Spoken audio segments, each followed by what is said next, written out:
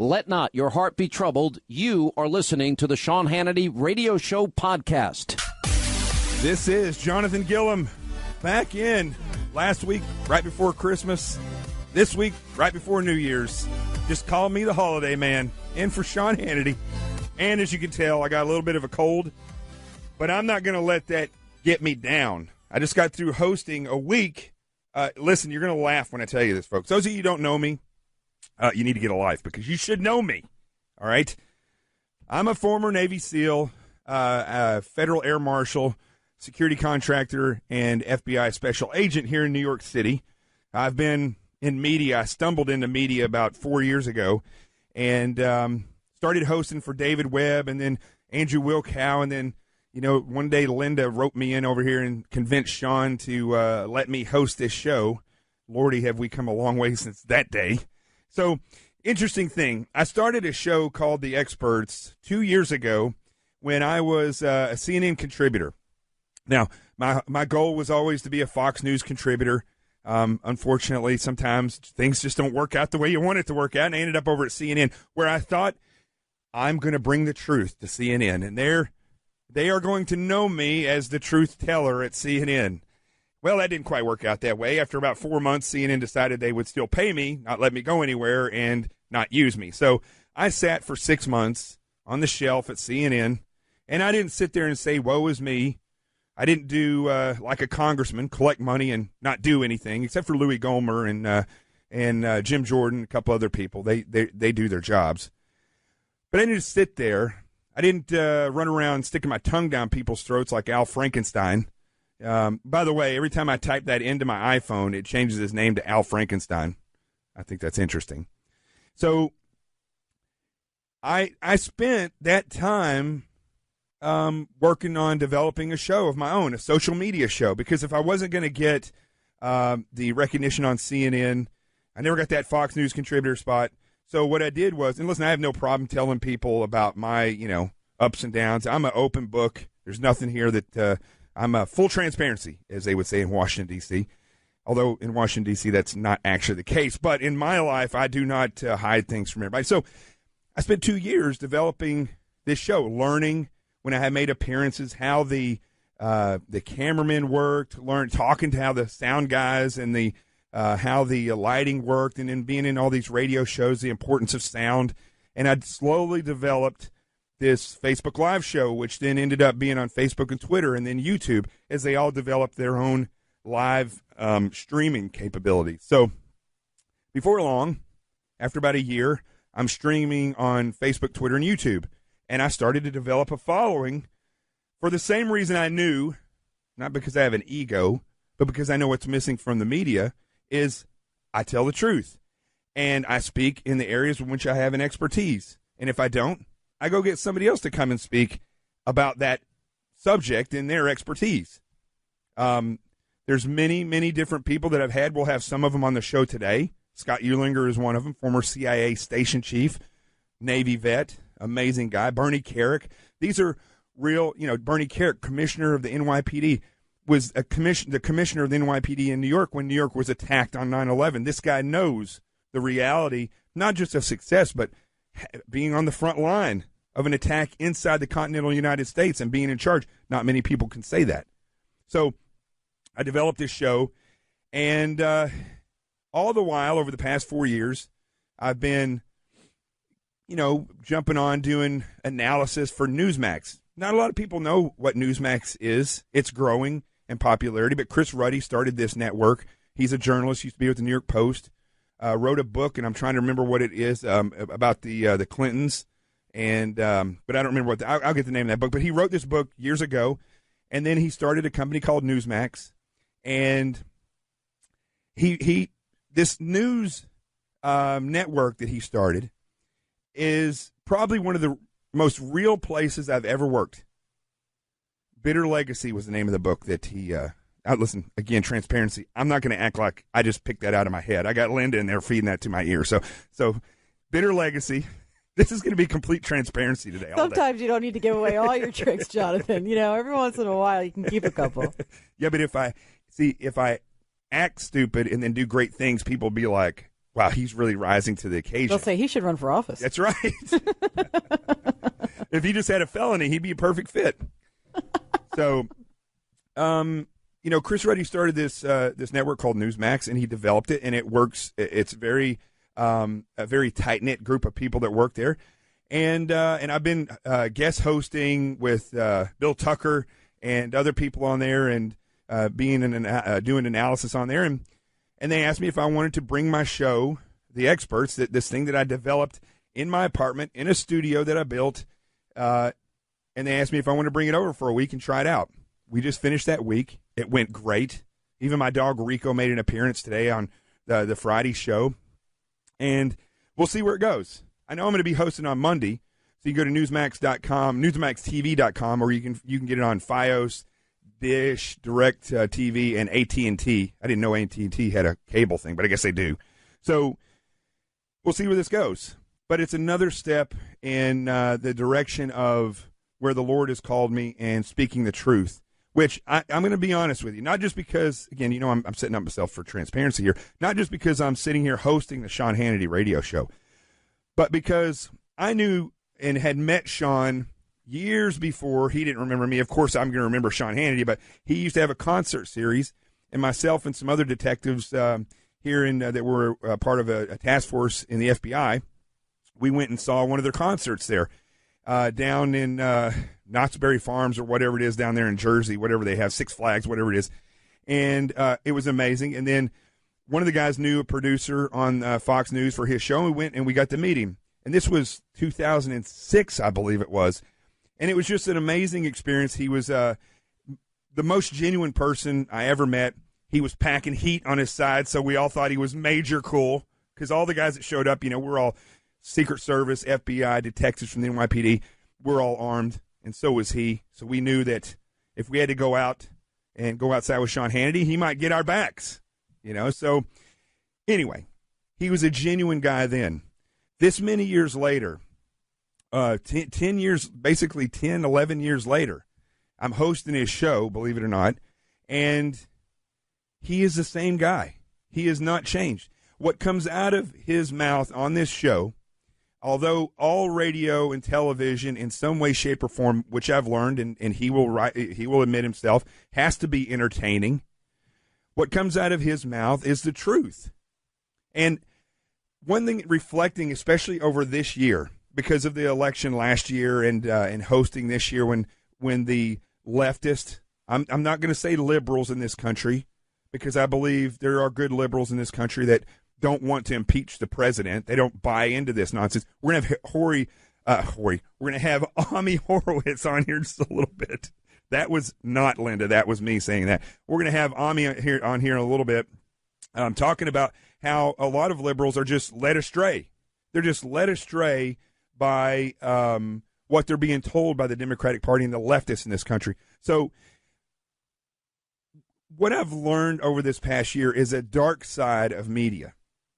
And it's a direct reflection of the dark side of politics and the dark side of big money, the dark side of communist subversion, and the dark side of the deep state, all of which is pretty much the same thing. Several times throughout the past year, I've said things on here that were 100% truthful.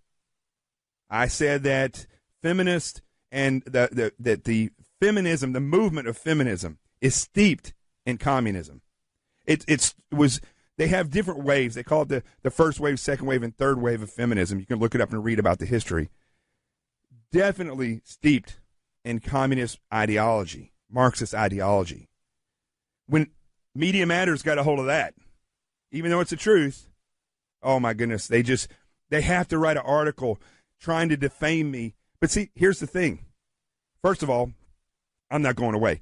I don't care if I got to stand outside of all these morning shows with a big poster saying this is the truth. I'm like John the Baptist in the desert. I am a voice crying out for you to make your path straight for the Lord to travel, and you can only do that with truth. And so there's been several other times, one just recently in the book that I wrote, Sheep No More, The Art of Awareness and Attack Survival. You can get that at Amazon right now. And I was talking about how the people that got killed in Vegas, that got killed in Orlando, most of these terrorist attacks the one in Manchester after the Ariana Grande concert. The fact is that the gazelles on the plains of Africa, they are aware of where the lions are, where the predators are. When they have to go to the watering hole, they have to go there. They're aware of the tactics, techniques, and procedures of these predators, lions, the jackals, these vicious animals that, I mean, we don't even know in this world that we live in the human world. We can't even fathom the ferocity of those killers. Yet those gazelles, giraffes, all the other prey, they seem to just continue to live in that environment because they're fully aware of everything that's going on around them and the attacker's avenue of approach, the vulnerabilities that they have, where something might happen, when it might happen. And I made a comment about the people at these different attacks, how if they had been aware like this, if we were empowering people in this country and giving them this awareness, a lot of them wouldn't be dead. It's a fact. But, of course, Media Matters, I think Salon.com, all these people, they like to they would literally take one word, if they could, and write an entire article about it. But they take things out of context. And one thing I've learned after being here is not to sweat it. You know, Sean, Linda, this show has dealt tremendously with them attacking the advertisers and going after Sean personally, Linda. But they just weathered the storm because they are truth tellers, and they don't sway from that. You're not going to see them talking about stuff like they do on CNN where they're just specifically going after somebody. Sean did one of the most incredible interviews I think has been done in modern journalism this year when he interviewed Roy Moore. And it was very telling in my mind, and I think it proved for all those that had any question that Sean was grounded in his beliefs. But if you read what Media Matters wrote or CNN says, they're spinning it into something that it's not. I want to start this show off with that in mind, because as we talk about the year in review today, I want you to try to understand the reality versus the spin, because I think that is the biggest story. Hashtag Me Too. I guess that's a big story, what happened to those women. I think Ronan Farrow should be given some kind of presidential medal for what he did. That guy is, I believe, the person of the year. If any individual did something, it was him. But I think the biggest story is the narratives, the real fake news. Not whether it's an apple or banana, but what kind of apple it is. And you may not be a specialist in apples. And that's what they count on. So as we reflect on these different things today, and I hope you stay for the whole show. If you're driving, whatever you're doing, I hope you stay there and you listen to what we're saying, because we're going to give you the real truth, the real story, just like Sean does on a daily basis. But this is the year in review. That's what I'm going to bring to you today. This is Jonathan Gillum, your resident Navy SEAL and FBI special agent, your tactical guru on the radio, here with you for the next 3 hours. Go get my book, Sheep No More, The Art of Awareness and Attack Survival. It's available at Amazon and Barnes & Noble. By the way, I have a major cold, so if I say things like Amazon, it's not because I all of a sudden have an accent. I love all of you. Join me for the next 3 hours. We'll be right back. This is Jonathan Gillum filling in for my good buddy Sean Hannity on the Sean Hannity Radio Show, all over the universe, number one in everything. And it's good to be back here. Make sure, I'm going to push this because this is the last day I'll be hosting this show this year. Make sure you go to Amazon and get this book, Sheep No More, The Art of Awareness and Attack Survival. This book, as I'll talk a little bit more about it a little bit later, is going to teach you how to divide your life up into sectors so that you can target yourself from an attacker's point of view. No book has ever been written like this. No book will ever change your life except for the Bible, quite like this one. I'm not just saying that. It's getting great reviews. You can see them on Amazon. Sheep No More, The Art of Awareness and Attack Survival. Real quick, I want to go to a call. And by the way, I didn't give out the number, 800-941-7326, 800-941-SEAN. Let's go to Beth in Orlando. Hey, Beth. Hey, Jonathan, how are you? I'm doing good. How is the weather in Orlando? It's very gloomy, and it's a little chilly. I don't feel bad for you at all, Beth. I don't feel bad. No, I don't feel bad for me either. In New York, it's like 100 below, it feels like outside. So what do you got? I got about a minute for you to tell me what you got. I got your book, and I started reading it. I'm reading the section on different attackers. Yep. And I'm totally enjoying it. I'm learning a lot. In fact, I'm packing as we speak. Not that anybody knows who I am. I like that. But I feel better about it, instead of feeling like, oh, silly me, got to carry a gun. I'm like, nope, packing. And so reading how to assess your situation and be aware of your situation is awesome. Thank you very much. You got it. And, what goes right along with that is if you can avoid the situation, then you'll be able to avoid it because you'll be able to know where, when, and how it could occur, who would do it, and why. You can completely avoid a lot of situations. And then if you have to get into one of those, you can mitigate it. And then you'll know if you ever have to draw that piece, you'll know when you do it and why, and you'll be legally in the right place and tactically effective. Okay, well, I look forward to learning that. Thank you so much for writing a book like that. I plan on handing it out to my entire family. You got it, Beth. God bless you, and thank you for the call. This is Jonathan Gillum filling in for Sean Hannity, and that was Sheep No More, The Art of Awareness and Attack Survival. Get it at Amazon. We'll be right back. I'm Ami Horowitz, and I'm back in the East Village, liberal Mecca. The Republicans recently voted on a new tax proposal, and predictably, Democrats didn't like it. But what if they thought that the Republican plan was actually a Bernie Sanders proposal? We presented them with the Republican tax plan and pretended that it was, in fact, Bernie's plan.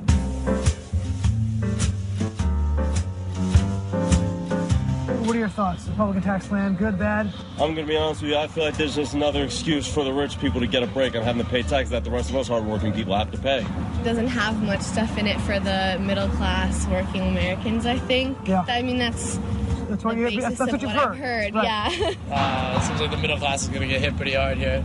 They suck. They all suck. I mean, there's a lot about the current proposed tax plan that's just ridiculous. So Bernie came out with a competing plan. I want to give you some of the deal points and kind of get a sense of what you think of his deal points. Okay. So if you're making $50,000 or less, most family of four will not pay any taxes at all. Okay. I think Sound that's a good? good plan, yeah. Sound good? Yeah. Double the child tax credit from $1,000 to $2,000. $2,000. What do you think about that? It's a good plan. He's lowering corporate taxes from 35% to 21%. Lowering corporate taxes. Yes. Okay. If you take out a mortgage for more than $750,000, you're going to end up paying more in taxes on that. I could definitely side with that.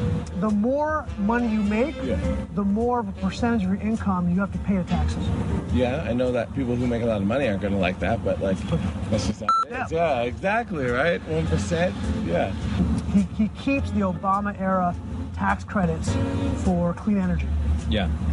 He keeps the Obama-era tax credit. So Yeah. 100,000 billion%. What do you think of Bernie's tax plan? It's fantastic. Do you feel the burn? Do you find those things to be good, bad? I find them to be good for the most part. Seems like a good thing. Yeah, I like that. I think that's a step in the right direction. I love Bernie. I voted for him. Yeah, sad. I miss Bernie more now than ever. Overall, give it an A+. Yeah. A+? It's all just rational with Bernie, and with Trump, it's not. Now, what if I tell you these are all in Trump's tax plan? Really? Yes. Oh, this is one of those things. One of those things. What if I were to tell you that that's all the Republican tax plan? Is it? What if it was? Is it? It is. But why aren't they showcasing those aspects of it then? They should be, right? Yeah. So what if I were to tell you that all of this was in the Republican tax plan? Really? Well, that's really interesting. What if I were to tell you that all that stuff was a Republican tax plan? Oh, wow. Well, then that's all right then. Would you rethink the way your position on it? Yeah. But maybe reconsider and take a closer look at it to see if it made more sense? Sure. I mean, definitely. Do you think now, knowing what's in that plan, you might be more open to supporting it? Yeah. I definitely am going to look into this because that is not what I expected. This would be the first time I would sit here and say, well, the Republicans might be doing something well. Yeah, I'm curious. Thanks for opening my mind to that. This is Jonathan Gillum filling in for Sean Hannity. Call-in number is 800-941-7326. That's 800-941-SEAN for those of you that like to spell numbers. And that was Ami Horowitz, our good friend, who is a master at making these videos. I mean, I've seen a lot of these man on the street videos. I've even done a couple. But you're a master, Ami, and this was probably, for one thing, it was the calmest one I think I've seen you do. Nobody's getting beaten up, and you're not in any neighborhood where there's terrorists. But I was surprised at the reaction of these people. Were you surprised with that reaction? Yeah, it's funny. Normally I can predict how people are going to react to what I do. And in this case, yeah, I was pretty surprised that with one exception, right? Everything you saw there was reflective of what the majority of people's responses were to this. In fact, a super majority. I mean, one person really said, oh, then in that case, I don't support it. Everybody else was like, this thing actually makes a lot of sense. And this wasn't like, left of center people. These are leftists. These are Bernie Sanders people. Yeah. And when given the opportunity to really understand the deal points, take them away out of the narrative that's been hijacked by the mainstream media, they're like, this makes sense. So yeah, I was shocked and happily surprised. Absolutely. So where was that at in New York? Because that also plays a huge part in this. Yeah, so it was a self-selective group in the sense that I went to the East Village, which is dominated by NYU students, Bernie supporters. You'd be hard-pressed to find a single Republican who lives in that area and spends time in that area. Yeah, so, yeah, it was definitely a left, much not left of center, a leftist group. That's where, and his name just escaped me, he's one of the guys that started Vice, and he got pepper sprayed there. Oh, is that right? Yeah. Shane Smith? Nope. The guy with the big mustache and beard used to be on late night on Fox. But he went there to ask these students about some stuff. They were, yelling about Trump and this and that. And he went there to ask him about this. And they had this crazy professor out there because you're right. They're leftist. These people are leftist. Yeah, and I think that we needed. Okay, I think there's two takeaways from this. Number one, that I think we should take heart. That this is not, as divisive as this country is, certainly we thought economically, that we actually can find common ground with people with common sense proposals. And then the second takeaway is that, Jonathan, I hate to say this, we failed miserably to explain this, right? We allowed the CNNs, the MSNBCs, the New York Times to take a hold of this, spin it their way, right? And the one they kept saying over and over again was the rich are gonna get all the money and the middle class get hosed, and it couldn't be farther from the truth. And I felt that we did not do a good job representing what was really in this plan and who really benefited. So I think those are the two major takeaways, at least from my perspective on this thing. I couldn't agree with you more because that is reflective of, and I'm a Trump supporter. I was supporting Trump way before on this show, before Sean even said anything. And before most people in media had done it in 2015. But I have to say, two of his biggest problems is that he continues to use Washington, D.C. recycles, and that they don't utilize social media and whatever mainstream media they can to get the word out about these things. Because I didn't even know what this tax plan was all about until I had to have somebody explain it to me. And it's actually way better than it sounded. Yeah, there's no question. Even the things like the corporate tax cut, which was probably the most divisive, I don't know, of the deal points in this plan. But even then, if you sit down and you tell them, listen, what is this money for? We're just bringing the corporate tax rate to where Europe is, where leftists, the Valhalla of the leftists, and saying by doing that, we're allowing companies to keep their money here. Never mind trying to make the argument that a corporate tax cut, more money in their pocket, they'll reinvested higher wages. Forget that argument. Just a simple argument of we want companies who are leaving the U.S. to go to Europe to come back here just to keep it competitive with their Valhalla of Europe. Just simply making that argument, we never did, right? And God forbid, when a Democrat would make the case that this notion of cutting corporate taxes and cutting personal taxes leads to greater growth, right? You would see, and they would say, no, it doesn't. You would see a lot of these advocates of this plan kind of almost like turtles, like they're receding their shell. They didn't stand up and say you're wrong, and they didn't push the case that in fact tax cuts do lead to growth. They didn't make that argument clearly, forcefully, and we lost it. Now, having said that, I think ultimately history will be the author of this, whether or not this will be successful or not. And I feel confident that 3-4 years from now, people look at this plan and say, this created an unbelievable amount of growth in this country, and I think we'll ultimately win the argument. I thought we lost it. I really did. So, what do you think? And it was Gavin McInnes, by the way, that got pepper sprayed down there. Yes, of course. So, the great Gavin McInnes. What do you think, or do you even know? Because I don't know.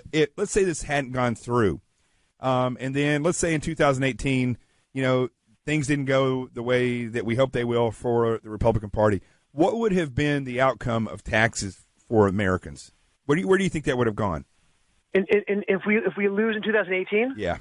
Oh, they're going up. They were going up. I think that one of the major things you would have seen, which really would have put a break on investment in this country, is I think that they would have raised the capital gain. They would have probably doubled the capital gains tax.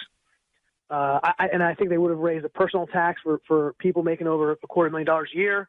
I think corporate taxes may have even gone up. Now, if this wasn't done now, and it will probably hold over for quite a while, but if it wasn't done now, I think, and if we had God forbid, a Bernie Sanders type, let's say Elizabeth Warren, win the presidency, because they're not going to have. There's no more moderates in the Democratic Party. Right. So if we lose in 2018, we're going to get a true leftist.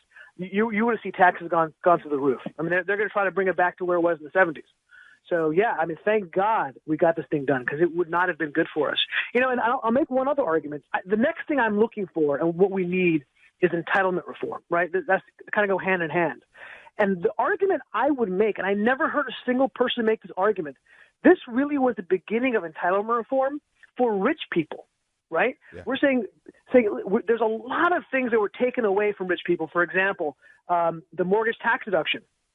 That threshold went up significantly. That clearly is an entitlement.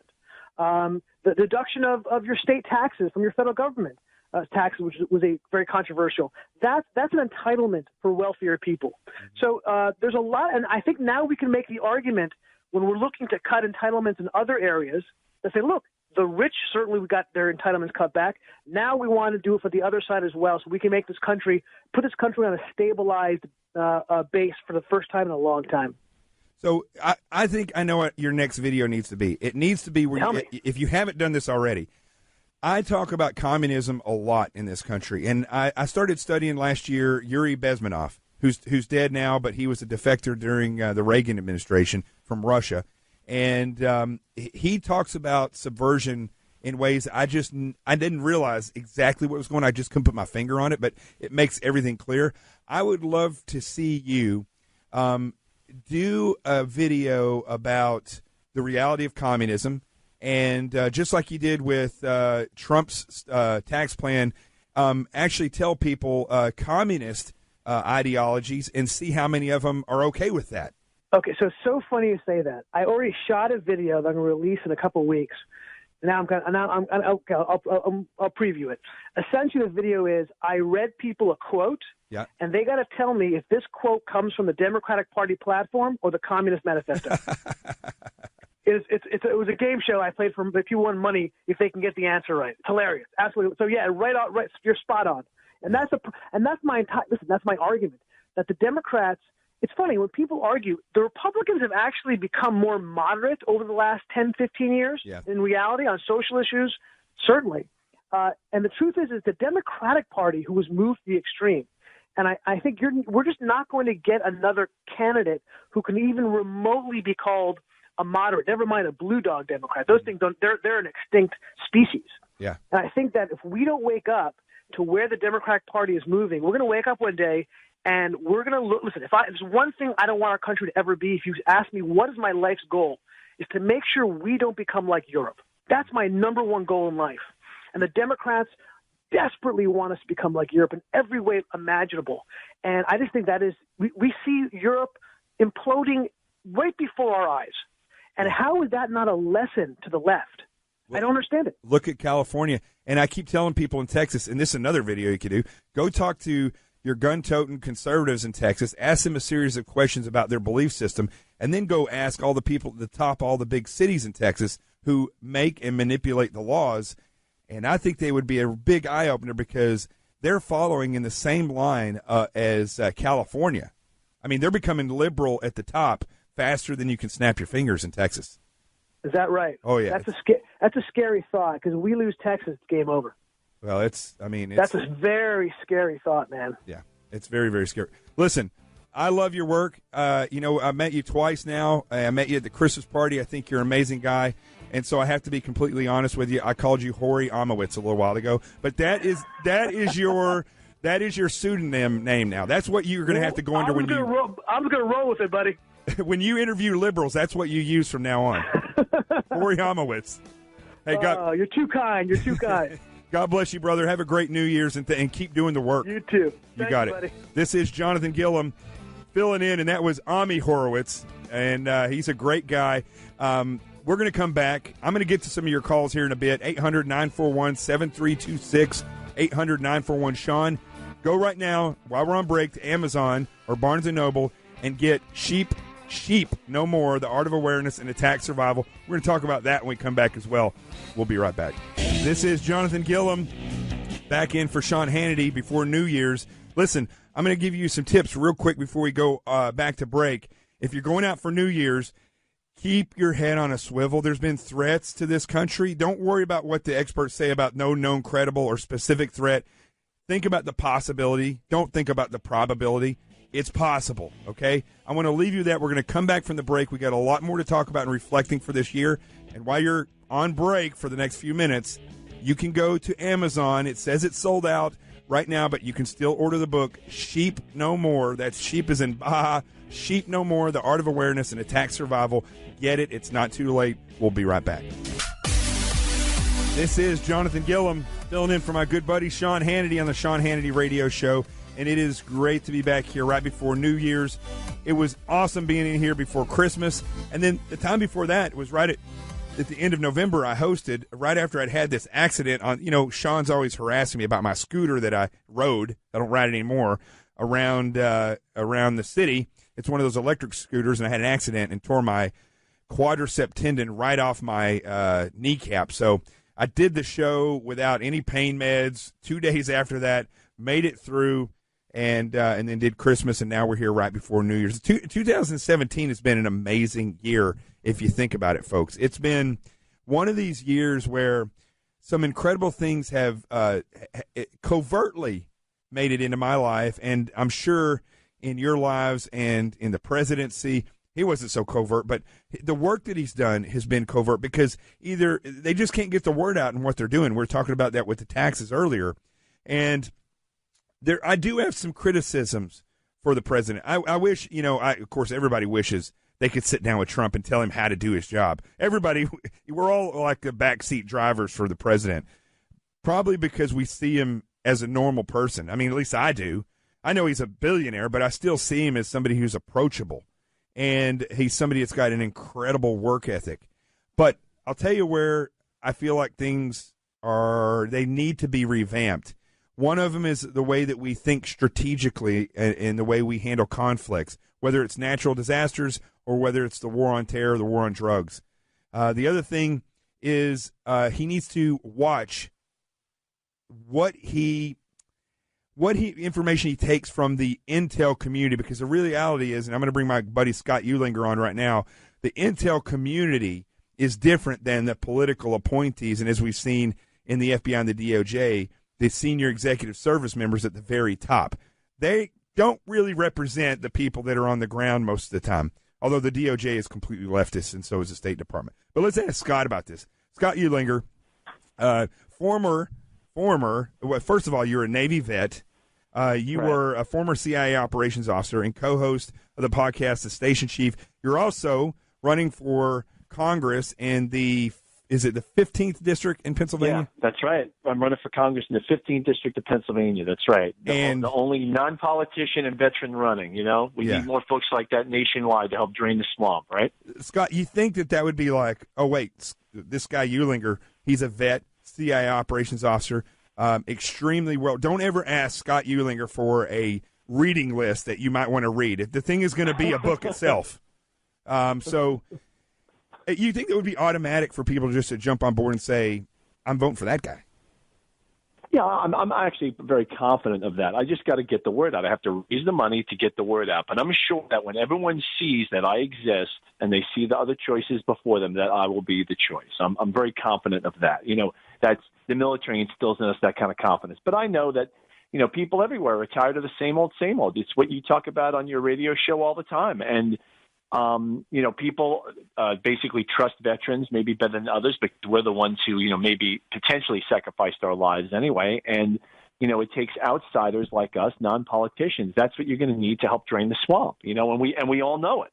So tell me this. I know you've heard what I was saying while you were on hold there about the president not trusting the upper echelon of the intel community, because it's like trusting the upper echelon of the Bureau and the DOJ. What advice, if you could tell the president, or let's say you win your congressional race and you're able to sit down with the president, what advice would you give him on how to circumvent that deep state in the intel community?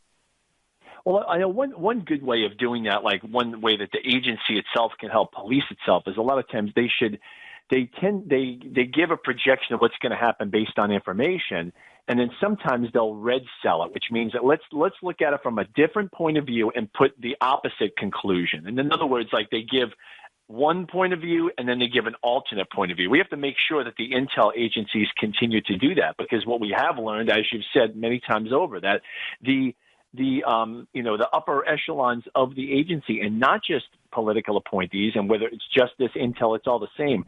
It's also a lot of the upper level bureaucrats reached maturity under the Obama administration, and a lot of that was due to their political loyalties, sometimes to the detriment of their actual abilities. And so it's very he's got to appoint good leaders in different positions, like director of the CIA, Justice Department, at strategic places that can help, rein in these different sub-departments of the larger government agencies to make sure that this kind of politicization is reversed, because it remains a real problem. The hardworking people in the FBI and the CIA remain that. They are hardworking people.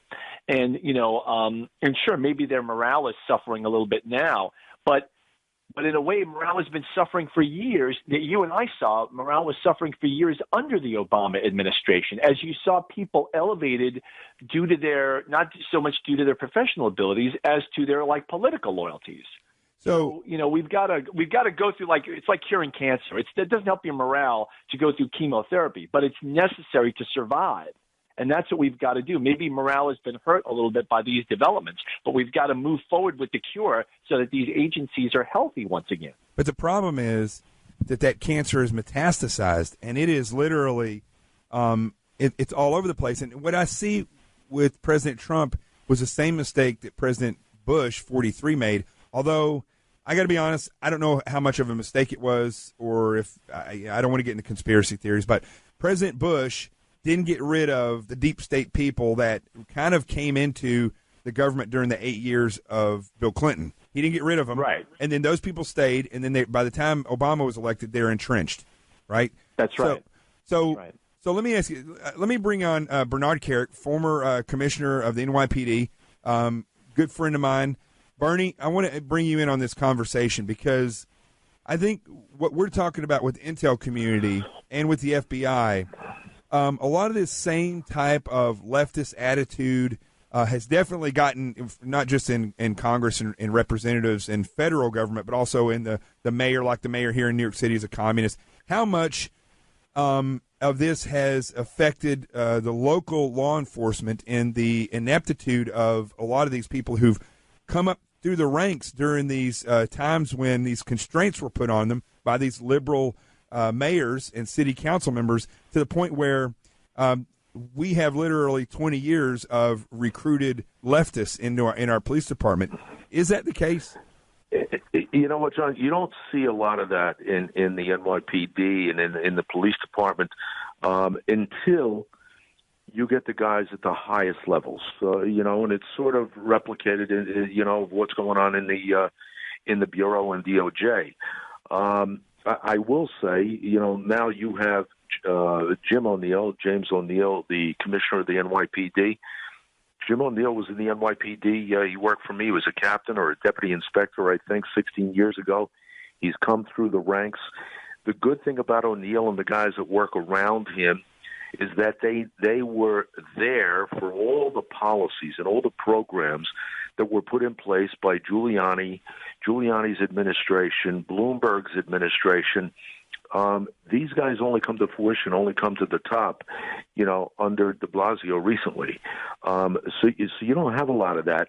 And keep in mind, the everyday cop, the everyday FBI agent, the everyday state police officer, these guys are not usually, these left-wingers. These guys are sort of down the center. They may be a little to the right, but they're pro-law enforcement. They're patriots.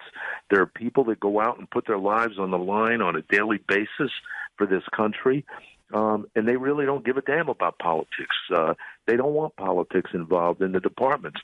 So, I personally think it's a shame what's going on within the FBI, because it does taint the reputation of the Bureau. And it has nothing to do with the everyday FBI agents, the guys, the men and women that go out there and do the job. But the leadership has really skewed the reputation to the point that, you've got to be, and I said this the other day in an interview, any American, I don't care what side of the aisle you're on, any member of Congress, you have to be frightened at this point when you see what's happened. This stuff is an innuendo. It's not allegation. It's not rumor. There are actual text messages and there are emails that prove a conspiracy between FBI and DOJ members at the highest levels that basically wanted to interfere with the election. Right. With that thought in mind, Scott, let me ask you this. As a former CIA operations officer and a chief of station, you worked in a subversive capacity. You were the operative getting other people to either subvert other countries or working to collect information about those countries. When you look at what's going on with, first of all, Mueller turned the FBI into an intelligence gathering agency when I was in there. That didn't do anything but benefit the politicians. Didn't do anything to benefit crime fighting or the American people. When you started with that, you started with these people that have worked their way to the top, or really were pulled to the top. The McCabe's, the Strzok's, the woman that he was having sex with and texting with. You have this succession of DOJ attorneys leading the FBI who've never been investigators, didn't work their way up. When you look at this, do you see some of the stuff that they're doing in collusion with the media when you have Clapper going out and Brennan going out and being mouthpieces for these lies? Do you see the tactics that you used in other countries being used here by these very people? Sure, that's absolutely true. What we're seeing now with people like former Intel directors, Brennan and such, there, you have these incestuous ties with the media, for example, or we find out that Peter Strzok, his wife worked for Fusion One. I mean, there's more incestuous ties than you could find in like a Harlequin romance novel. But that's not by accident, though. And, right, it's not. And what I'm saying is these ties are also fostered in other countries too. And there's a tremendous amount of backbiting and infighting going on in a lot of other intelligence services and law enforcement, services, that I worked against in other countries. But the problem is that these organizations tie themselves in such knots that they're no longer effective at doing what they're supposed to do, protecting their people. Right. And that's, of course, what both of us, what this three-way conversation, we all agree that's the kind of the troubling part, because in the end, we need the Justice Department to do something to assist the American people and the CIA. But if they're spending all of this time fighting turf wars and infighting and conspiring against the president, what are they doing for the security of the American people? That's the scary part. I don't even think they care about that. So let me flip this a little bit now, Bernie, from the law enforcement side, and I know you and I have had a conversation about this before. When I look at this group of people, just this one group, I mean, there's the group is actually, it's not huge, but it's bigger than just Mueller and Comey and Rod Rosenstein and these other few deputy directors. It goes into the Clintons, the Obamas, Loretta Lynch, the Samantha or Susan Power that was at the DOD that was leaking the names of these people. You have to have, when you look at a criminal enterprise, an organized criminal enterprise, you have to have at least a minimum of 2 crimes being committed by the enterprise, not each individual, but they have to be 2 crimes committed by this enterprise in furtherance of that enterprise. Do you? And that's for a RICO statute, for a RICO charge. Well, listen, this is something Rudy Giuliani talked about, I think, more than a month ago, 6 weeks ago. He talked about the possibility of bringing a RICO case against a number of these players. But who would bring that? Who would bring that, Barney? Because they are them. Well, here's the problem. Where is the Inspector General? Where is the Office of Professional Responsibility? Where is the Attorney General? I mean, I get the fact that he recused himself on this Russia stuff, but he is. Where is he? Like, where are the people that are supposed to be overseeing this stuff? And that's the scary thing, because I'm going to tell you something. When I listen to you and Scott talk, I'm going to tell you, if this was a police department or a state police agency, any law enforcement agency in this country, there would be an internal investigation. People would be suspended. Yeah. People would be put on hold. They're talking about McCabe retiring. Really? Yeah. Really? In the middle of a congressional investigation over corruption and all this incestuous, unethical behavior? Yeah. Somebody's going to let this guy retire before that's concluded? That would never happen in a police department or a state police agency, ever. Listen, ever. Everything would be put on hold. I got to cut it right there, unfortunately. But do you guys have hope that just real quick, like yes or no, is there hope that the president will make it through this this really interrogation process that's going on with his career as a president and through Mueller? Yes, I think he'll make it. I think he'll get through it. Okay. Hey, listen, God bless both of you guys for all your service. I can't ever say that enough. Thank you for coming on here and telling the people the truth, and have a happy new year. I know neither one of you will be in Times Square, I don't think. Thanks, John. You got it. Right. God bless you guys. This is Jonathan Gillum filling in for my good buddy Sean Hannity on the Sean Hannity Radio Show. 800-941-7326. Go get my book, Sheep No More, The Art of Awareness and Attack Survival. We'll be right back. This is Jonathan Gillum, your resident Navy SEAL, Federal Air Marshal, security contractor, and FBI special agent, and now author of a book called Sheep No More, The Art of Awareness and Attack Survival. And I got to tell you, I talked to a lot of truck drivers that have been waiting for a book like this, especially with this new electronic log that's coming out. So this will help you be aware of where you're going to be. Truckers, trust me, go to Amazon and order this book. This is the Sean Hannity Radio Show. Guess what? We'll be right back. This is Jonathan Gillum filling in for Sean Hannity, and I'm not going to lie to you, I got a cold today, but man, I wish this cold would manifest my voice into Scott Shannon's voice somehow. He's got the most amazing voice. He could Wait, can I just tell you one thing? So you know how a lot of people ask the question, does that person really talk like that in real life? Right. Let me tell you something. I have talked to Scott 1,000 times. He's a friend. He's a dear friend of Sean's. I've known him for years. I've known him since I was an intern. That is exactly how he talks in real life. When you call him on the phone and you say, hello, he's like, hey, Linda. It's just like, I can't Is this even Linda do it. from the Sean Hannity Show? Just like, I mean, when Sean was inducted into the Radio Hall of Fame this year, I asked him to do the voiceover. Yeah. And it's just hilarious. It's exactly the way he talks. That entire video of that voice. It's just, his voice is unbelievable. At the end of the phone call, does he say, that was Linda, this is Scott Shannon. That was an amazing revolutionary phone call. That's my Scott Shannon. He's just fantastic. So listen, we were talking a minute ago about this book, Sheep No More. Linda's been a big proponent of this book. She's helped me out tremendously with it. And I'm not just saying that because she puts me on the air, because she really has. You would never do that. No, never. And I love the way her accent comes out when she's, being, what is that word? You're pouncing. Aggressive. But we had a caller a minute ago. It's very important. It's not Sleep No More, which I got on one of these bestseller lists. Wait, so far today I've gotten, what is the name of the book? Is it She No More, Sleep No More, Sheep No More? So what I've been saying to folks is, it is Sheep No More, like the farm animal. Bah, and I bat into the phone. But, okay, I'm from the South. How did the guy ask you a second ago when he called? No, I can't do it. Just do a little bit of it. I love this. It's so bad. No, it's good. No, because everybody who's from the South is going to get mad at me. I'm from the South, and I won't get mad at you. Trust me.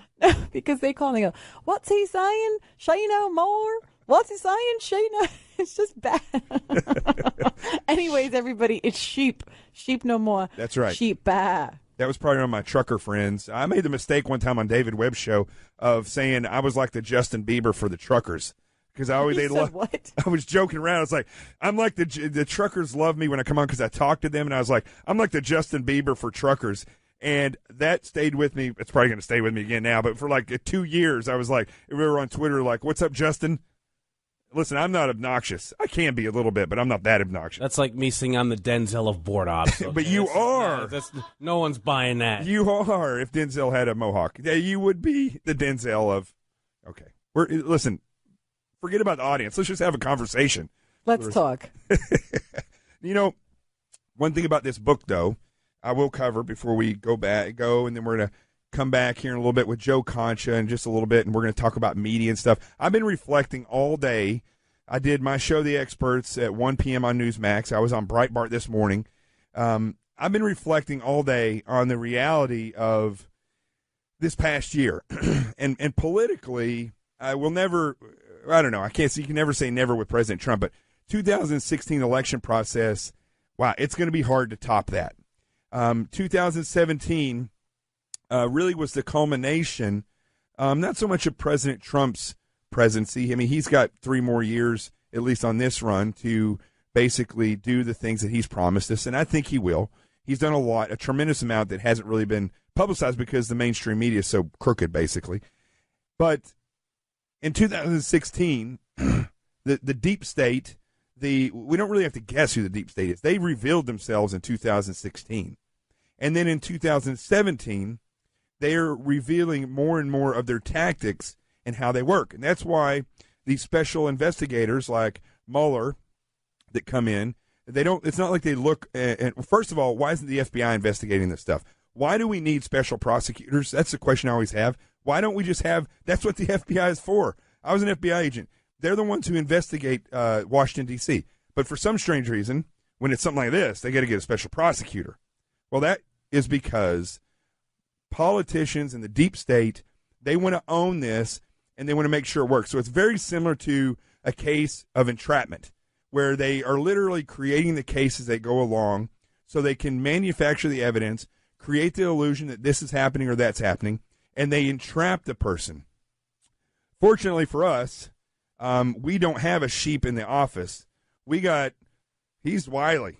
I mean, he's like, I don't know if he's a wolf or if he's a coyote or what President Trump would term himself as, a lion. I'm sure he would say a lion. But he's slippery. You know, the thing about this president, no matter how much people hate him, and most of them are saying stuff when they base their hate, it's based on stuff that they really know nothing about him. They just listen to CNN or I don't want to use a derogatory term, but I mean, I guess you could just say Brian Stelters. Instead of calling people incompetent or idiots, from now on I'm just going to say they're a Brian Stelter. This is CNN. Don't be a Stelter. I mean, that guy, when I was at CNN, and listen, I don't mind telling names. I don't mind saying names because here's the reality. I think that they are performing a great injustice to this country. Most of the people that you see in media don't have experience in a whole lot more than just, being an advisor in a campaign or winning a beauty pageant or they went to college. That's about it. And then they get on these shows and people, for some reason, just believe that they know what they're talking about. I've had literally on CNN, I've had a the chief legal analyst or whatever it was, Perez, I think is his last name, try to tell me that the security response to the mass shooting at the Navy Yards in Washington, D.C. was appropriate. And I was telling him, from having been in the FBI and having ran these operations, that the way that they were converging on this was not appropriate, that they had literally locked themselves into an area where they couldn't get out if there was going to be multiple shooters other places.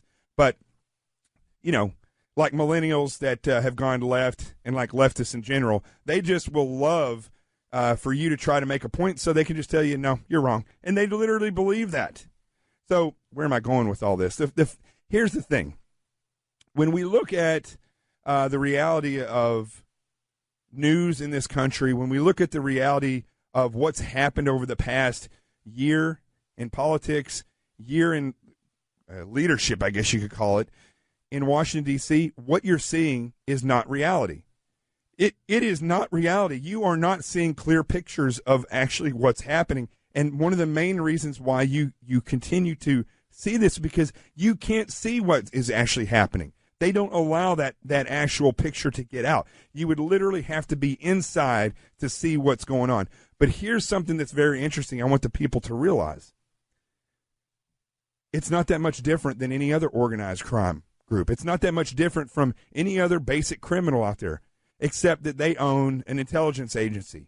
Whereas the mafia may own a couple of hitmen that can beat somebody up, these guys own an intelligence agency, and they get people to swear allegiance to them. It's a big difference, but overall, the tactics, techniques, procedures, and the motivations of self-indulgence and self-importance are very similar, no matter what type of criminal that you're looking at. So we're going to take a break in just a second, and I want to come back and get some calls. So I'm going to go ahead and take a break, and I want you to go and get my book, Sheep No More, The Art of Awareness and Attack Survival. One thing about being aware is once you develop the awareness, it's like a Pandora's box. It just starts to unfold. And like I said, the truckers going down the road, cops, if you have this book, cops, and you go up and you see you have a woman who's been beaten up, just give them that book. Give them that book. This book should be in all battered women's shelters. This book should be in all school libraries. This book should be in every member of Congress's hands. And if you get it, you'll see what I'm talking about. It's available in audio and in Kindle, in case you don't want to turn pages for some reason. And it's available in paperback, which I suggest because you can actually carry the book with you, take notes on it, and look at your life this way. Sheep No More. Sheep. Sheep No More. The Art of Awareness and Attack Survival. This is the Sean Hannity Radio Show. We're going to come back. I'm going to get a couple of your calls. We'll be right back.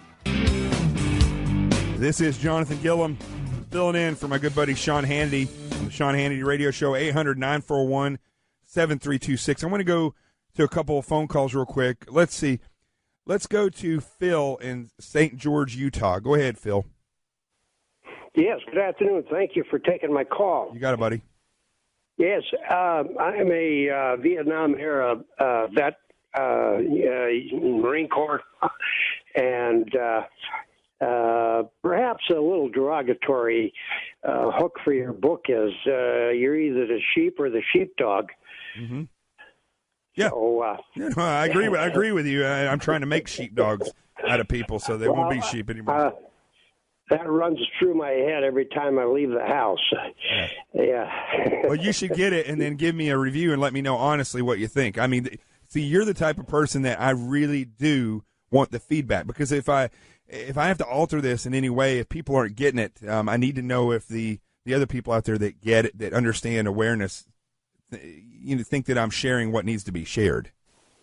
Well, I've been in the Marine Corps for quite a while, and I was one of my duty stations was HMX-1, President's Helicopter Unit. But at any rate, the reason I'm calling, I'll be very brief here. The reason I'm calling is I want to find out either I've missed completely or it hasn't been spoke of at all. What is going on in this country legislatively either happened or happening for the veterans of this country? Well, I'll tell you something. That is an excellent question. And I was actually a little intimidated when I looked at that question. But I know in reflecting in some stuff, I've interviewed Secretary Shulkin 3 times over the past year. And I know one thing is that you have a Secretary of the VA that is in tune with veterans. He's in tune to the fact that they tried to cut out a specific amount of money that was going to go towards homeless vets, and the veterans raised such an uproar about that they put it back in. Now, it was a mistake to try to take it out to begin with, but I like having somebody there that listens to the veterans. That is probably the biggest thing that's been done. The other thing is, after talking to him, there's a lot of stuff in place that they're moving towards.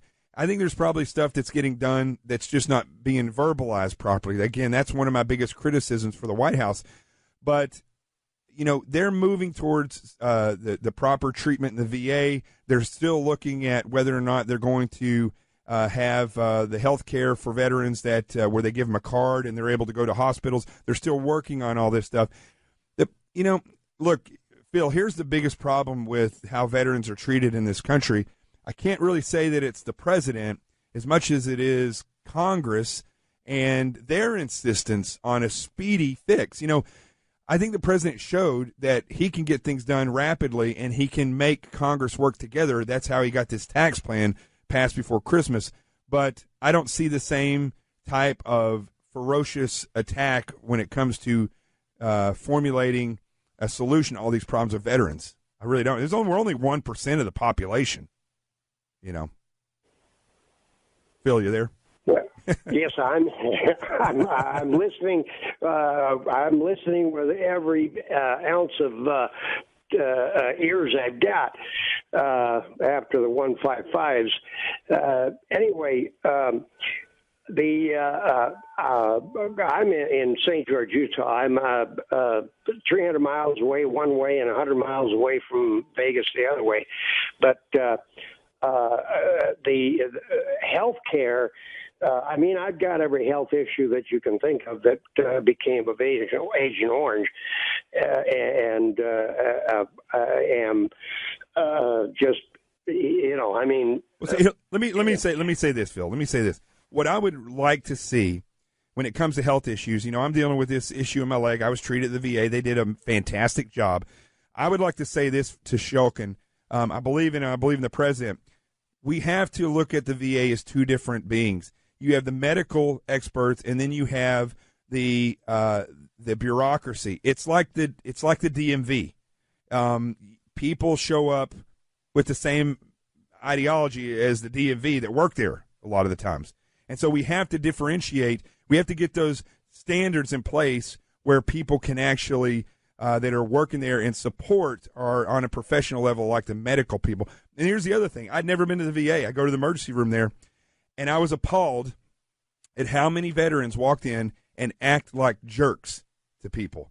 And that, to me, is one of the biggest things that could change in the VA is stop going in there assuming they're going to screw up and treating them like they're going to be bad. I was appalled by that. At one point, I almost stood up and told this one guy to shut up because I was so infuriated because he was in there wanting a doctor's note for something, this or that. But listen, Phil, I don't know if I answered your questions, but I'm glad that we brought it up because if the word gets back to the president, we want to know. There are people legitimately asking what is being done for veterans.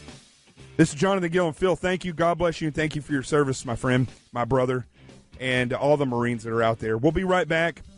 Make sure if you get a chance, go to Amazon, get Sheep No More, The Art of Awareness and Attack Survival. You will know the name of this book by the end of this show. I will guarantee it. We'll be right back.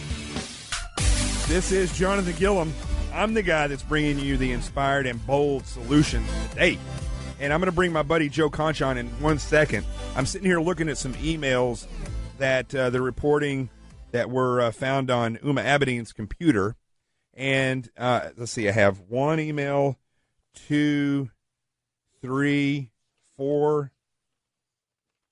That one's a long one with nothing on it. None of these really have anything on it.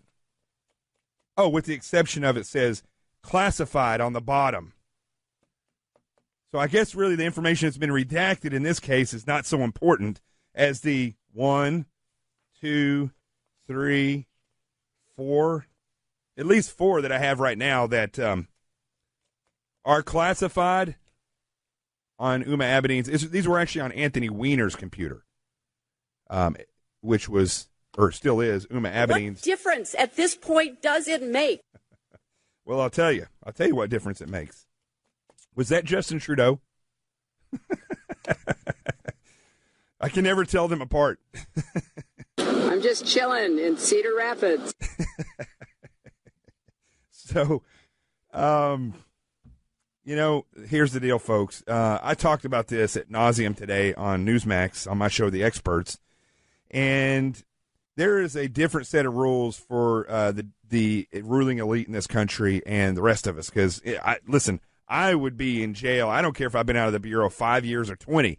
They found on a computer, like let's say something happened and they had to go into my computer and they found classified emails on there. You're kidding me? I'd be in jail. I'd be charged with this. Let's bring Joe Concha on. Let's talk about all the things that have happened this past year, the way the media has, worked with this. And Joe, I don't know if you heard me there just a second ago.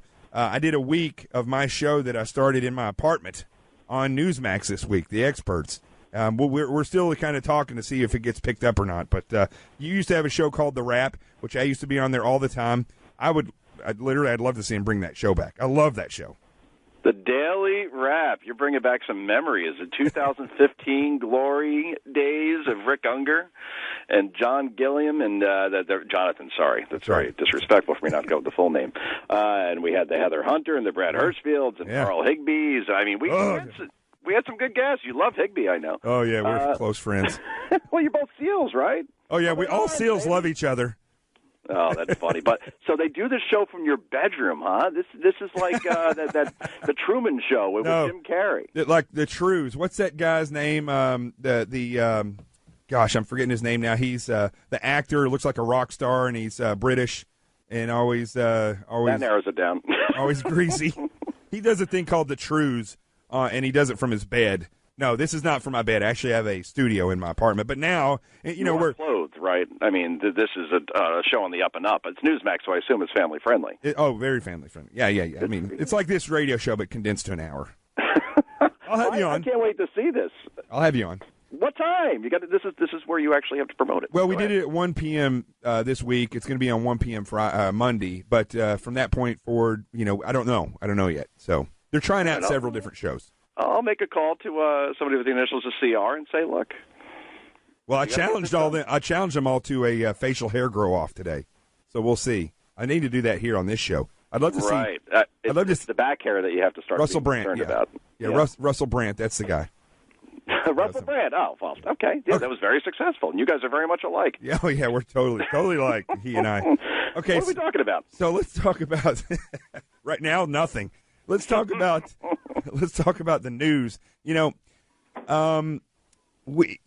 know a lot of the same people in the news. I'm not going to say anything about your personal feelings about people, but I'm no fan of Brian Stelter. I don't know how this guy went from being an entertainment reporter to one of CNN's go-to people when they want to criticize the president and all things Trump. They go to him as though he has reliable sources, as he says. Let me ask you, with this in the news where people make this jump from, not such an expert in anything to all of a sudden being a talking head where they're actually analyzing this stuff. How bad? Let me be fair to Brian Stelter. I mean, he's always been a media reporter. He started a blog back when he was in college, and then made the jump to New York Times and then CNN. So I don't know if he's ever really been an entertainment reporter. He's always mainly focused on media. He should talk about media. I think where Brian gets in a little trouble is he ends up becoming a political pundit or armchair psychiatrist when it comes to the president's mental health, and that's where I think some folks at home, and that's not just Brian Stelter. It's a lot of people in this business where suddenly they're becoming experts at things that they never had any sort of education in before, and we're suddenly, and not just the president's mental fitness, Jonathan, is being analyzed, but Steve Schmidt, who was the campaign manager for John McCain in 2008 during his presidential campaign, questioned the president's physical fitness. Right. Said he had a physical impairment when he got some dry mouth during one speech a couple of weeks ago. And since then, clearly, when you see Trump speak, there's no problem there. You speak enough, you're going to run into some problems once in a while, and then people start to say, well, he clearly has a physical impairment. They start to talk about how he has to be removed from office. And that's why people hate the media so much, because you got people talking about things where they have no friggin' idea what they're talking about. I know, and it is so rampant where you have that type of analysis and those crazy, stupid, fake stories. And then on the other side of it, one thing I really want to ask you about, Mediaite, Salon.com, these other, the one that really cracks me up is the one where they try to verify everything, whether it's true or not. Facebook was using them to verify stuff. They're all left-leaning. But with Mediaite, they're dangerous as far as I know you've done stuff for Mediaite. I wrote for him for years. Yeah. To get me in trouble. But go ahead. No. I'm trying to be honest. When they go and they report stuff out of context, it is not only infuriating, but it's dangerous. It's dangerous because it leads people down a road where they're more and more susceptible to these narratives that are based on lies. I don't know specifically the Mediaite story. You know what? I shouldn't say Mediamite as much as Media Matters. I'm sorry. I'm getting the two. Media Matters. Media Okay. Matters. Well, yeah. That's a different story. But Mediaite's done it to me before. But Media Matters is the one that's dangerous. Well, because they're weaponizing movements against conservatives, right? This has been very well documented. I recommend to anybody, if you're looking for some good winter reading, snuggle up by a fire and get Cheryl Atkinson's new book, The Smear. And she goes into great detail. And Cheryl Atkinson's no conservative, right? She used to write about the Bush administration in very unglowing terms, and not just because of an opinion. She actually did research on things like Halliburton contracts during the Iraq War. So she's tough on both administrations, whether it was Bush or Obama. And now she writes a book about how there are millions of dollars and tons of resources thrown at, and look, we saw it with Sean Hannity, the guy you're filling in for today, campaigns targeted at advertisers, trying to shame them into not advertising on certain shows anymore because they don't like the message, the messenger, and they want to take him out. And they were successful with Bill O'Reilly, clearly, when those allegations first came out. They got 50 advertisers, not them, but many people on the left got 50 advertisers to boycott that show, and then Fox really had no choice. And with Sean Hannity, that effort's done almost on a daily basis by Media Matters, and it's just wrong. It's censorship, and I just think that people have to stand up and start to call them out for what they are, but the millions are going to keep flowing into that organization, and it's not going to stop anytime soon. You know, I started a thing called the CQRF, the Constitutional Quick Reaction Force. And so what I did was I try to get people rallied that wouldn't necessarily rally behind somebody like Sean or other people, myself, on social media. And I would love to see this the gist of the bulk of conservatives in this country get together. And when they do this fake story on Media Matters, there's always a whole list of the comments by these leftists afterwards. And those are the same trolls that will go on Sean's Facebook page or on his Twitter feed or on the president's thing and put a bunch of yellow bananas and all this nonsense on there. Very derogatory, very nasty. But I would love to see unification in the dialogue of conservatives to go on there and just troll these people. Just because they go from 0 to 1,000 in anger. They just cannot handle it. Well, yeah, that's very interesting, right? I mean, we saw the 0 to 1,000 with anger as far as Vanity Fair, and they do this harmless SNL kind of benign skit on Hillary Clinton and some habits that she should pick up for 2018, like New Year's resolutions, like knitting and walking in the woods more. In other words, stop doing book tours and stop talking. Well, she doesn't talk about, but there's enough speculation around Hillary Clinton running in 2020. Right. And the vitriol from the left on that was the same thing we saw with Jimmy Fallon when he had candidate Trump on his show. And he did a normal interview, and he actually tried to mess up his hair, and he humanized him, and it got great ratings. And ever since then, Jimmy Fallon's basically been ostracized, and a lot of people have gone to Stephen Colbert as a result. So, yeah, if you're kind to this administration in any capacity, whether it be Fallon or if you're a journalist, and you actually say good things about the administration in terms of accomplishments, whether it be the ISIS caliphate being destroyed, whether it be the economy roaring, whether it be judicial appointments, whatever, you're going to be ostracized. And if you go after somebody like Hillary Clinton or the left, particularly if you're Vanity Fair, when you're expected only to attack conservatives, you're going to be ostracized or shamed into an apology, which Vanity Fair eventually had to issue. It's pathetic how cowardly we are in this business in terms of not wanting to call out both sides. Yeah. Well, I think when we talk about the business, though, the bulk of the business is left. They're leftists, so they're just. It's not that they're not afraid that they're afraid to. They're just not going to call out themselves. Same thing happens in the deep state with all these people up when Hillary Clinton goes before Congress for a hearing. It's 12 hours, and then she walks away, and everybody's like, "That didn't amount to anything," because they don't want to eat their own.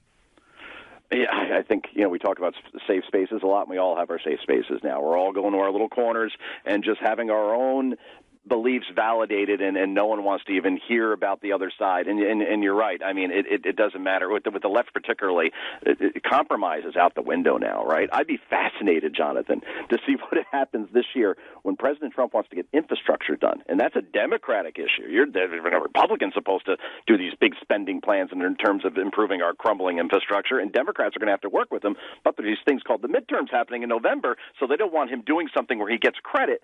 So I want to see if people believe in what they say they believe in. If Democrats really believe in infrastructure, let's see if they really do work with President Trump in terms of passing something. I have a feeling that the whole thing's just going to crumble, and everybody's going to point fingers, and nothing's going to get done. No problem solved, and that's our big problem right now. I mean, listen, that's what you just said is typical of D.C., but that's not really typical of Trump.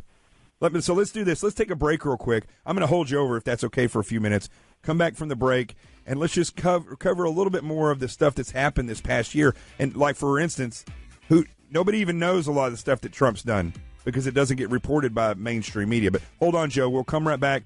This is Jonathan Gilliam filling in for Sean Hannity on the Sean Hannity Radio Show. You can find me on Twitter, JGilliam_Seal, and on Facebook at Jonathan T. Gilliam. I'm like the trucker. I'm going to go ahead and say it again. I'm like the trucker's Justin Bieber. That's why they should go out and buy my book, Sheep No More, The Art of Awareness and Attack Survival. It's Friday. I'm having fun. We'll be right back. This is Jonathan Gilliam filling in for Sean Hannity, the Sean Hannity Radio Show. You can find me on Twitter, JGilliam_Seal, and then on Facebook, Jonathan T. Gilliam. You can also find me on YouTube, same name, and Instagram. But I don't really do a whole lot on Instagram. I'm not really. I don't know. We've gone down this weird narcissistic road. Speaking of narcissists, Joe Concha is joining me again. Hello. Hey, listen, buddy. What do you think is the biggest story of 2017? I mean, that's a hard question to ask or answer. Repeat the question again, Johnny. What's the biggest story of 2017? Go.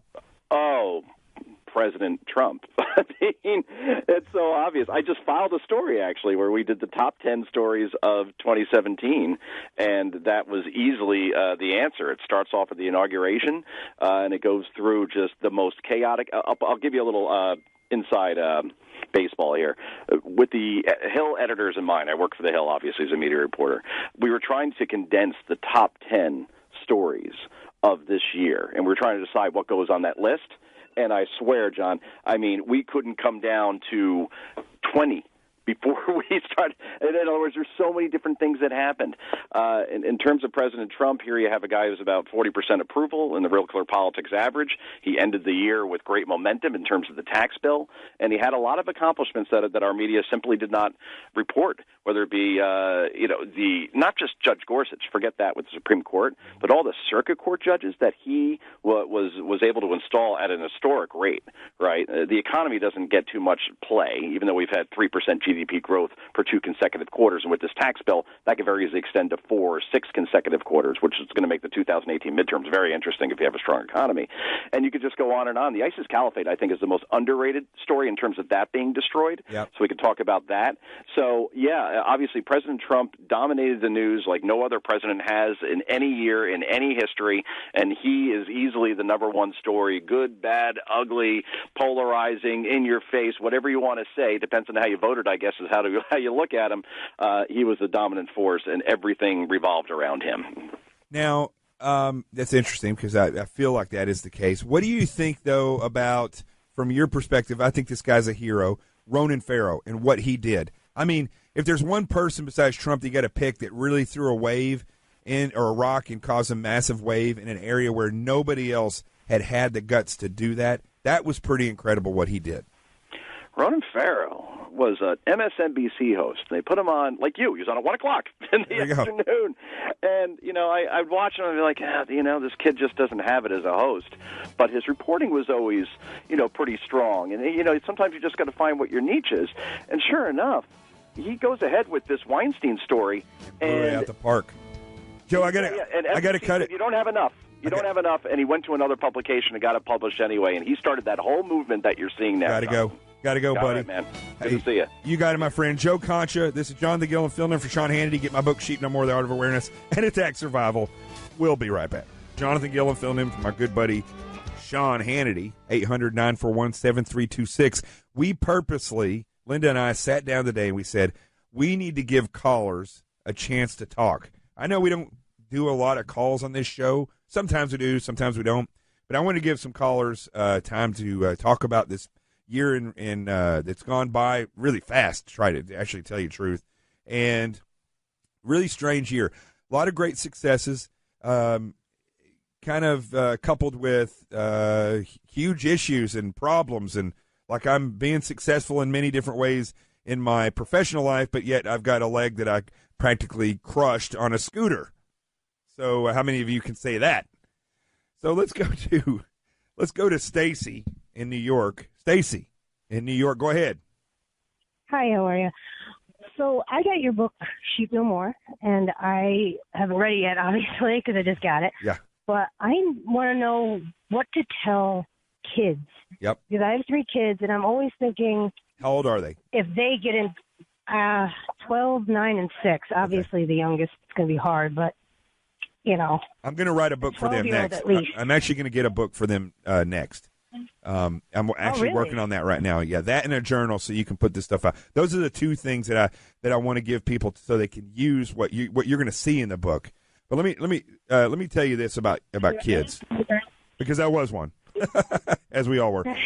So I remember at 9 years old being completely aware of the world. I specifically remember that I grew up very poor, and so I had a lot of very big memories of certain incidents that happened when I was younger. And 9 years old, I was completely aware. 6 years old, I'm still learning. But here's the key to this.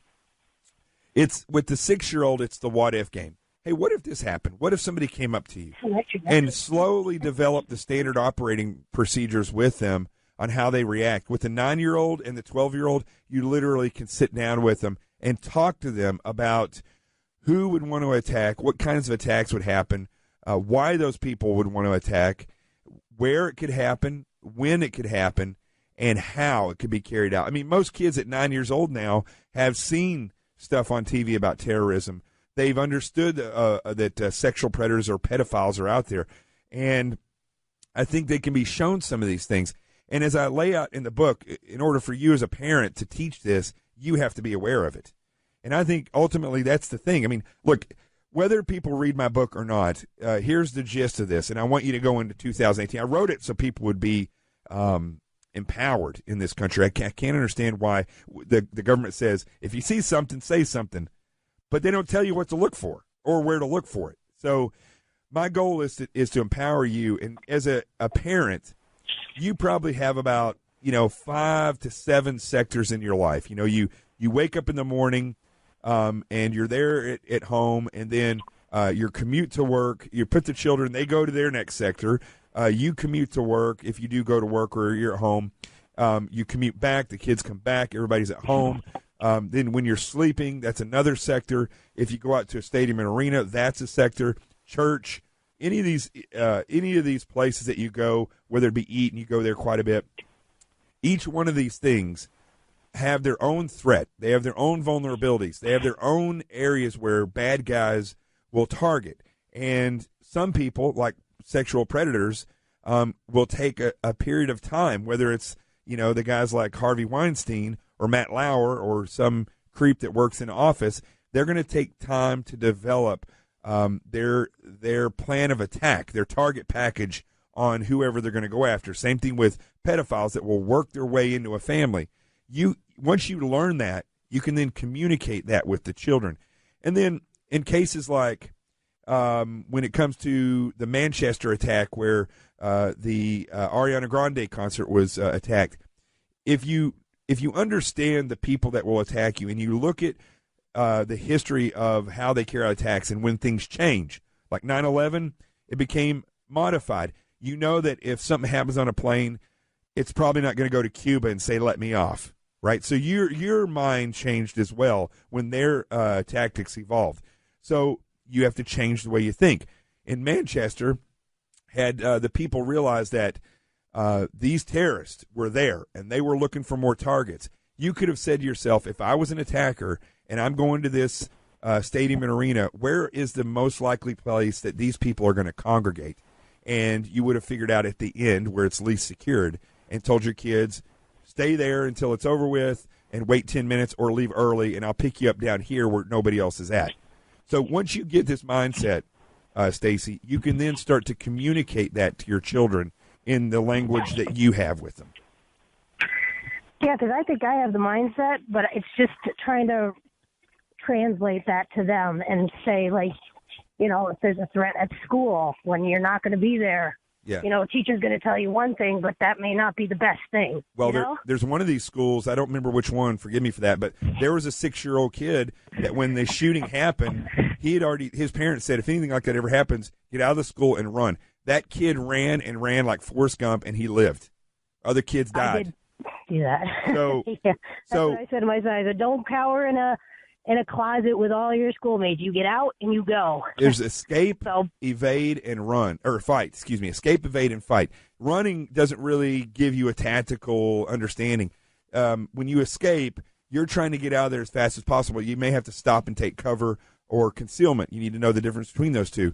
Evading means you're going to hide, but you're going to continue to move. And we preach, shelter in place, and I don't like that terminology. But also, sometimes for yourself, you may have to fight. And if you wait, like if you're for teachers and somebody walks in their room, they drop a backpack on the ground and they start fishing through it 5 minutes after class has started, that's not normal. And teachers should be allowed to react to that. And I'm telling you, they don't let you carry a gun. There's going to be, a metal ruler or a stapler that's going to be bashed over somebody's head. We need to start thinking like that, but you can't think like that if you don't understand what's normal and what's not. And that's what this book does. Yeah, I will definitely get your other book. Like you said, I've already got the Sheep No More. I just haven't had a chance to read it yet, but I definitely want something for kids because I'm like, we need something for that because I'm not a liberal and I'm not going to tell my kids, this is not going to happen. Right. He knows the real world happens. He listens to Sean. He listens to things like that, and he's like, why don't people know about the real world? And I'm like, I'm glad you do, but I want you to know more. Well, Stacy, first of all, you're a super mom because it sounds like you might be conservative and you live in New York. So, listen, I'm here in New York as well, so now I know there's at least another one here. So, God bless you. Listen, Stacy, I'm going to run. God bless you and your children. Make sure that when you go through that, if you have any questions, find me on Twitter or on Facebook. Direct message me. I will answer questions if I have time. So don't be afraid to reach out. Great, I appreciate that. Have a great New Year. Let's go to is it Dino in Texas? Yes, this is Dino. Dino, great name. Tell your parents thank you for that name. That's a great name. Yes, I got teased a lot. When I was younger too, I was bullied, and because I was a runt. But I got tired of it, and I went on a bully hunt, and I lasted for about 5 years. Yeah. And they didn't mess with me. 8 out of 10 of them were all tough. I love it. Two of them that I had to fight. They say I'm just throwing a number out there. I lost half of them, but they respected me. So I respect you. I want you on my side, Dino. Yeah, but anyways, I did 5 tours. I did a tour in Desert Storm, 3 in OEF, 1 in OIF. And when I go to establishments, yep, especially it's funny on dates too, because I'm single, happily divorced. I always tell them, hey, just understand that I always say like this, break it down. Think of the Jason Bourne speech. I have to sit facing the door. Yeah. I see people in. I got to look at them and check them out as they walk by me, and I'm always keeping my eyes scanning because I don't know any better. Because when I was still up for officers and we had to do these computer engagements, and we always had to be careful because we could be easily taken out like that. Yeah. Because we're busy talking and engaging to the key leaders, all that stuff like that. And we always had to be careful, but we had to keep it a non-threatening pose. So me, out of the habit, I always kept my hand close to my M4s. I had them low ready. But you had to know where the threat was coming from and who posed the threat, and what vulnerabilities they could mitigate. Exactly, because we were doing these key leader engagements on the Afghan side of the POPs, and the green on blue issues they were having over there. And when I was there in 2013, we had several of them happen. Yeah. So that was always in the back of my head. I don't want to be that guy. So I do that. Most girls laugh at it. Some girls don't understand. Some girls think I'm checking other people out because literally I'm looking at people as they walk in because I'm sizing them up. Yeah. Now, I'm not going to be like Jason Bourne. Oh, I can run at 2 miles, and before I know it, my hands are shaking and all that stuff like that, you know. But I always tell them, I know, I like to know what's going on and keep my situational awareness up. So I'm in the process of reading your book. Yeah. But I had to take a break because I had to resume hitting my book. So I'm a published novelist myself. Awesome. Fiction novelist. Oh wow. Yeah, I took a 5-day break and I read about 2 chapters of your book, and then I got tired of sitting around doing nothing. You know. Get the audiobook then. Yeah. I listen to music when I write. So, anyways, if I can do a quick plug, if you don't mind. Yeah, go ahead. All right, I'm Dino Gutierrez. I'm the novelist for Stranded: The Long Journey Home. It's a fiction based on when the crap hits the fan, and a father and son have to get back to Southeast Texas from Yellowstone. Got it. So. Got it. All right, brother. Listen, I'm going to let you go because I'm going to try to get. Well, I'm going to let you go. I'm going to fill some people in on some stuff. God bless you. Thank you for your service, Dino. Love the name. And listen, I forgot to say this to Stacy. Stacy a second ago when you called. I've got a buddy in Texas, and we've been talking a lot about this. He owns a company called Vets Manufacturing. If you go online, it's VETS MFG, and he makes really lightweight body armor that you can put in your kids' backpacks. Also, you can carry it in your purse. You can get different types of first aid packs that you can put in your purse as well, or the backpacks. And these things, it's amazing what they'll stop, and up to a shotgun. So it really does give you some protection, more than you would have. And if your kid is running away, he's got a backpack on it, or they can turn around and face the threat if they have to with that backpack and actually really get some security there. You can go to vetsmfg.com